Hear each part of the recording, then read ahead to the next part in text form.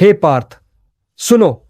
लोग ईश्वर को बाहर खोजते हैं, मंदिरों में, तीर्थ स्थलों में, ऊंचे पर्वतों पर, भीड़ में, समारोहों में। परंतु यह सबसे बड़ा भ्रम है। ईश्वर कोई वस्तु नहीं जिसे बाहर जाकर पाया जा सके। ईश्वर कोई स्थान नहीं जिसका पता पूछा जाए।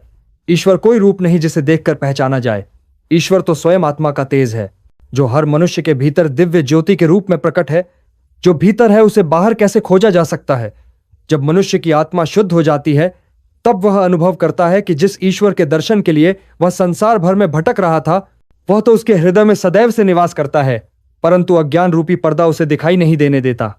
हे पार्थ, यह शरीर बाहरी मंदिर है और आत्मा उसका गर्भगृह।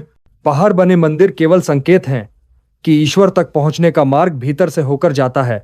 यदि मनुष्य बाहर पूजा करे और भीतर उसका हृदय छल, क्रोध, लोभ, ईर्ष्या से भरा रहे, तो लाखों प्रार्थनाएं भी व्यर्थ जाती हैं। और यदि हृदय निर्मल हो जाए तो बिना किसी कर्मकांड के भी ईश्वर सहज प्राप्त हो जाते हैं। ईश्वर भाव से प्रसन्न होते हैं, वस्तुओं से नहीं। वे शब्दों की नहीं, हृदय की भाषा समझते हैं। सत्य, प्रेम और पवित्रता ही उनकी उपासना है। हे अर्जुन, जिस दिन मनुष्य को यह अनुभूति हो जाती है कि उसकी आत्मा और परमात्मा में कोई भेद नहीं है, उसी दिन उसका अज्ञान नष्ट हो जाता है और वो अपने वास्तविक स्वरूप को पहचान लेता है। जैसे सूर्य सामने होते हुए भी बादलों से ढका हुआ दिखता नहीं, वैसे ही ईश्वर सदा साथ होते हुए भी अज्ञान के बादलों से छिप जाते हैं। जब ज्ञान का प्रकाश उठता है, तपस्या और सत्कर्म से मन पवित्र होता है, तब यह आवरण हट जाता है और आत्मा के मध्य वही परम प्रकाश झलकने लगता है, जिसे पाने के लिए मनुष्य जन्मों तक खोज करता है। हे पार्थ, ईश्वर बाहर नहीं, भीतर है।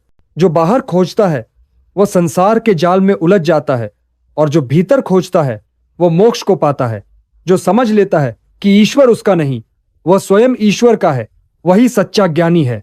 जब मनुष्य अपने भीतर के मैं को त्याग देता है और केवल एक ही सत्य बचता है कि सब वही है, तभी आत्मा परमात्मा में विलीन हो जाती है और जन्म मरण का चक्र समाप्त हो जाता है।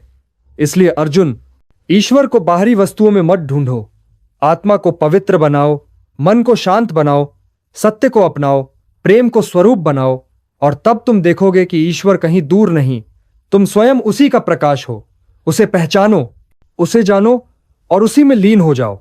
यही आत्मज्ञान है, यही मुक्ति है, यही जीवन का परम लक्ष्य है और यही सनातन सत्य है।